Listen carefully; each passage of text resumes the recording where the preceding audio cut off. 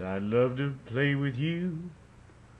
Said, on that hand, there's no reason why it's wrong. But on the other hand, ain't that right, Eduardo? Yeah, another Randy Travis. Woo! Smoking about. Anyway, this is May 13th, Friday the 13th. And just had to get this one out here. I don't know why I haven't. I'm so busy. 2 writing intensive classes is killing me. Killing me. It's killing me. Anyway, this is the for the May 14th fight between Andre Ward and Arthur Abraham for the WBA Super World Super Middleweight title. I think they got enough in there. SWSMWT title. And you know, this is the prediction, so I'm gonna go over both fighters, and I'm gonna break them down, give my prediction at the end. Should be pretty easy. Start with Andre Ward. He's 23-0-0, 13 knockouts at the top of his game. You could arguably say he's like 1A in the super middleweight division, and Lucien Butte would probably be 1B. When you're looking at this, he's in his prime. He's a very good, borderline, getting on that great level of boxer. He can throw all the punches. He comes from angles, uses the combos.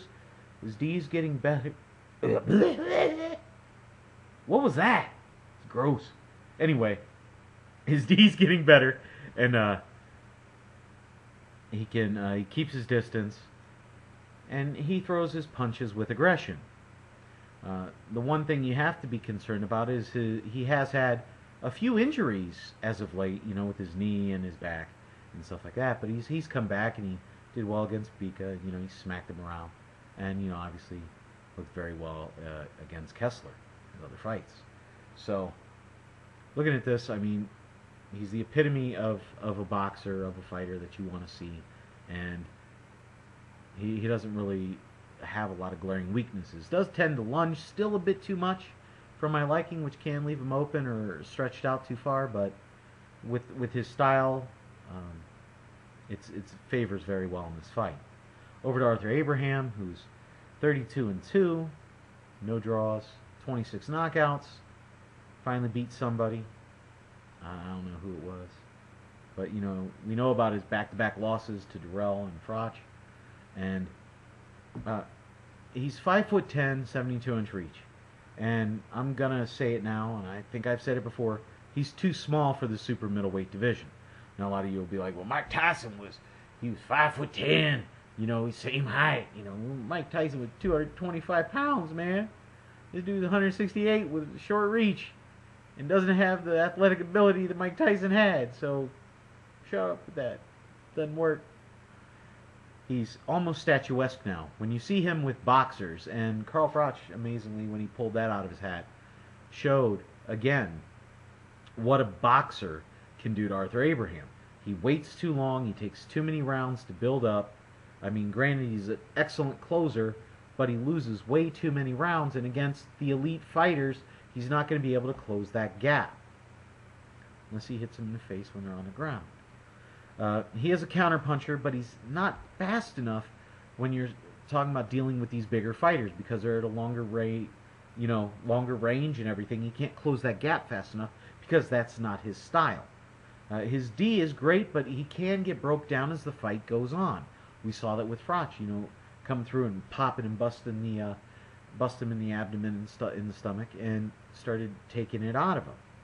His chin is very, very good, and he does have very good stamina, but he's not active enough. And when I say that, by the 7th round, he's against Ward, he's already going to be down 6 or 7 rounds. So how is he going to be able to make that up? I don't think he has the ability to. I mean, he has power, he has legitimate power, but I don't think he has 168 true 168 power. And because of that, I think he's going to struggle mightily in this fight. I am definitely leaning toward a unanimous decision by Ward. I don't think he'll knock out Abraham unless Abraham basically quits on his stool, and that could happen. But I see Ward winning this at about a 119 to 109. Abraham will get around in there somewhere. but it's going to be a pretty good boxing show with what's going to happen to Abraham. Okay? Sorry I was down, and I like Abraham. Don't get me wrong, but this is the wrong fight for him. You know what I'm saying? I'd love to see him against like a Glenn Johnson. You know, maybe they could have switched. You know, that would have been a much better fight for him. But this is all bad for him. There's nothing good in this. All right? Well, hey, this is Bigragu. I'm out. Please comment, rate, subscribe. Friend me, man. Friend me. Yeah, yeah, come on, be my friend.